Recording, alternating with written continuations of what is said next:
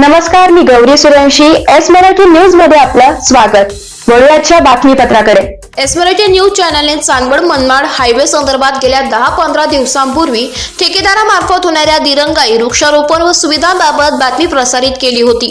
चांदवड येथील Republican party of India Athawale गटाचे ग्रामीण उपजिल्हा प्रमुख राजाभाऊ आहेर यांनी ठेकेदारामार्फत होणाऱ्या दिरंगाबाईत लवकरात लवकर उपाययोजना कराव्या, अन्यथा रिपब्लिकन पार्टीतर्फे आंदोलन करण्यात येईल. प्रशासनातर्फे तात्काळ चांदवड मनमाड रोडवर स्ट्रीट लाईट लावण्याचे हाती घेण्यात आली असून आरपीआय उपजिल्हा अध्यक्ष यांनी याबाबत अधिक माहिती दिली आहे. चांदवड शहरामध्ये चांदवड मनमाड हायवे असल्याने गेले ते 15 ते 20 दिवसापूर्वी शासनाला रिपब्लिकन पक्षाच्या वतीने निवेदन देण्यात आलेले होते आणि निवेदनामध्ये असं म्हटलेले होते का चांदवड मनमाड हायवे पूर्ण अंधारामध्ये असतो, इथे तात्काळ स्ट्रीट लाईट बसवून देण्यात यावी.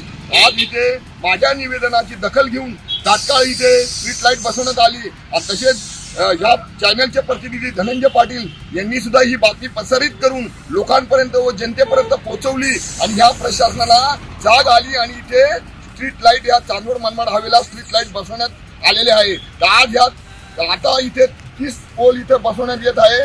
तर तात्काळ अजूनही माझ्या काही ह्या रोड संदर्भामध्ये काही मागण्या प्रलंबित पडलेल्या आहे. या रस्त्यालगत पेवर ब्लॉक असेल, त्यानंतर ह्या रस्त्यावर पाणी मोठ्या प्रमाणामध्ये साचत आहे, त्यानंतर गतिरोधक आहे.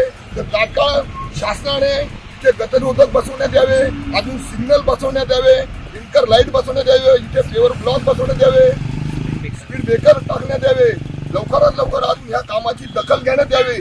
तसे नाही जर झाले तर आम्ही रिपब्लिकन पक्षाच्या वतीने तीव्र स्वरूपाचे आंदोलन छेडल्याशिवाय राहणार नाही, याची दक्षता शासनाने घेण्यात यावी. एस मराठी न्यूज साठी प्रतिनिधी धनंजय पाटील, चांदवड.